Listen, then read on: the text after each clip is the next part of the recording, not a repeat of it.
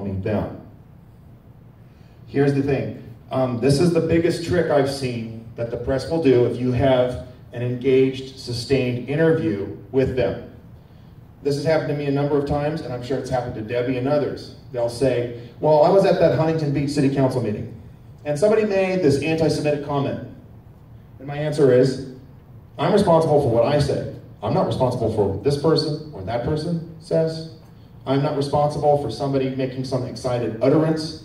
It's very important that you establish this, because this is like not second nature to people when they engage with the press. There's this almost instantaneous necessity to justify or explain away some controversy. That's not your responsibility. The journalist is talking to you about you, correct? What you said, what you believe. Well, I heard this person say, well, what did they say? Well, this is what did you actually hear it? See? Questioning them, putting them on the spot, not them putting you on the spot. Once again, you're responsible for you, not for others. That's important, because that's one of the ways that the press has tried to push a racist, or an anti-American, or an anti-black, or an anti-minority narrative out of people who are just trying to make California great again, to make North State strong again, to make America great again. Being adversarial is acceptable. Just as I said before, for some of the people I've worked with, they're not comfortable with this idea. It was a new thought to them that our elected officials work for us rather than us for them. In the same way, there is nothing wrong with being adversarial, with being confrontational with the press when they're interviewing you. Why are you asking me that? Why aren't you reporting about the fact that a couple of those guys told me to go back to Europe? Why aren't you asking about that?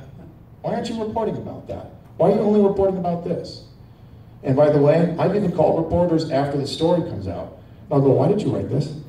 Because that's wrong. In fact, I have forced journalists to change stories at least 3 times. You can do that. You have every right to do that. Again, being adversarial, you have the right, and I would submit the necessity to do that. Dealing with the press. Make sure you get them to see what you want them to see.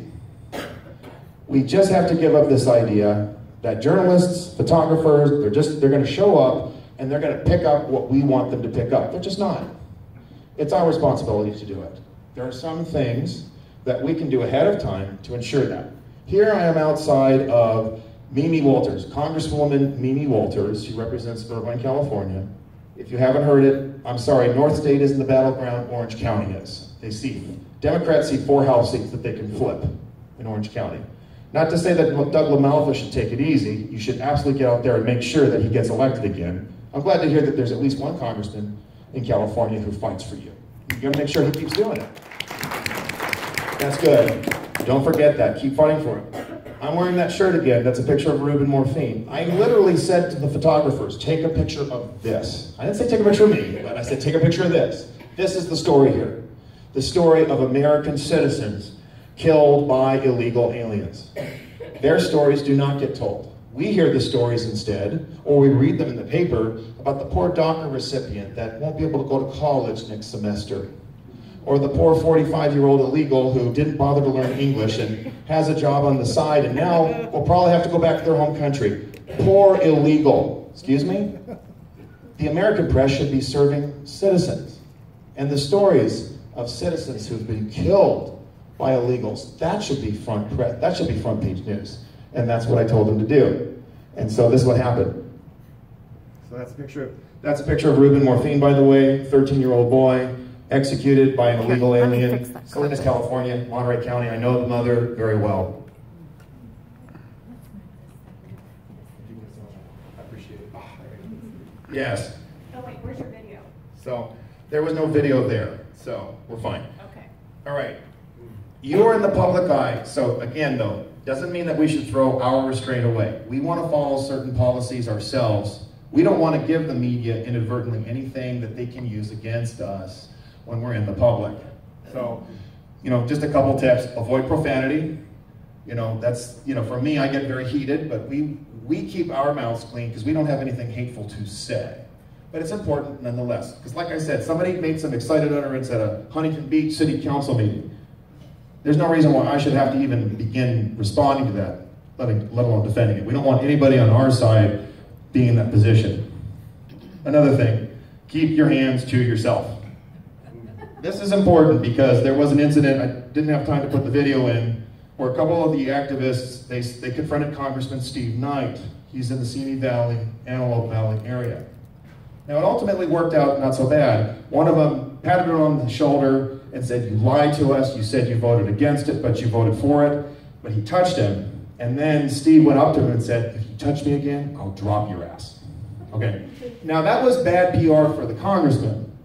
But when that becomes the focus and not their fight against illegal immigration, the fight against open borders, the fight against the federal government funding these perverse policies, that's a problem too. Keep your hands to yourself. I have mentioned this bit by bit, but I can't affirm this enough. Don't go to events alone. There is nothing wrong with having five people together. That seems, well, that's kind of a collectivist concept. We can be individuals, can't we? You need to go to have support. You need to go so that someone else is recording you in case somebody tries to do something. You need to have someone else there to back you up, to give you support, to show the press that you're not just some isolated warrior.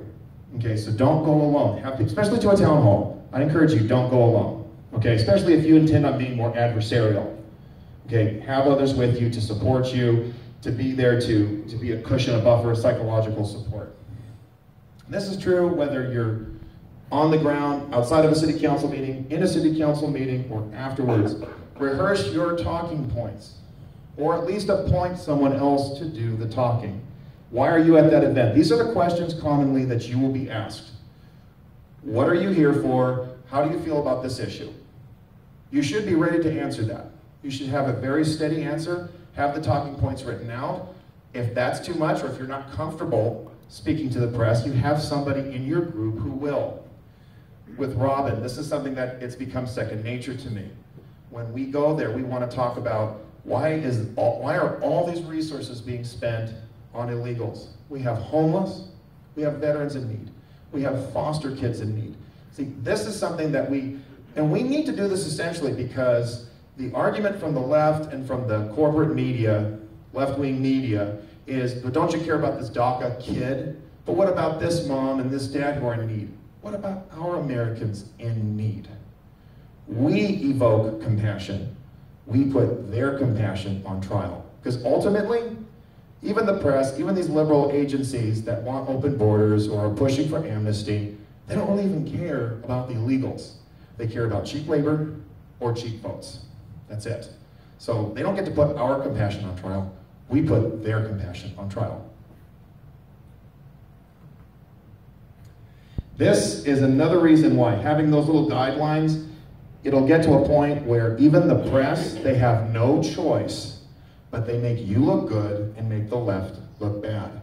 That's at the same event outside of, I call her Cousin Mimi, Congresswoman Mimi Walters' office. People on the left have gotten more violent.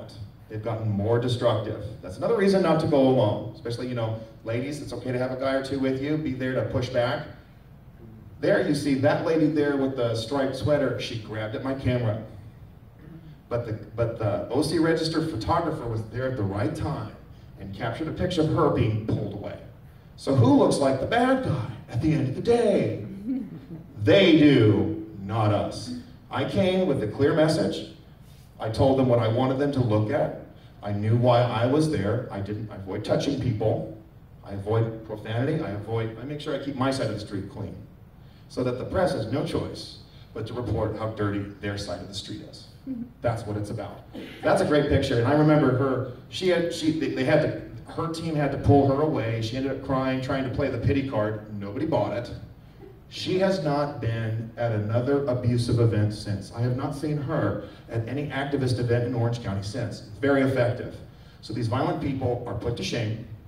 Your story gets out, and they don't come back. Wouldn't that be nice? Some of these indivisibles stop harassing Congressman LaMalfa. Some of these open border bigots stop pressuring your county. Or these destroy the dam types. They go away. Who are they to even be here in the first place? They don't live here. They don't pay the taxes. You do. You're the ones who are tilling the land. You're the ones feeding the state of California. So they need to take a hike, or they need to help you do your job. Now, this is the fun part. What do you want to do, Jeffersonians?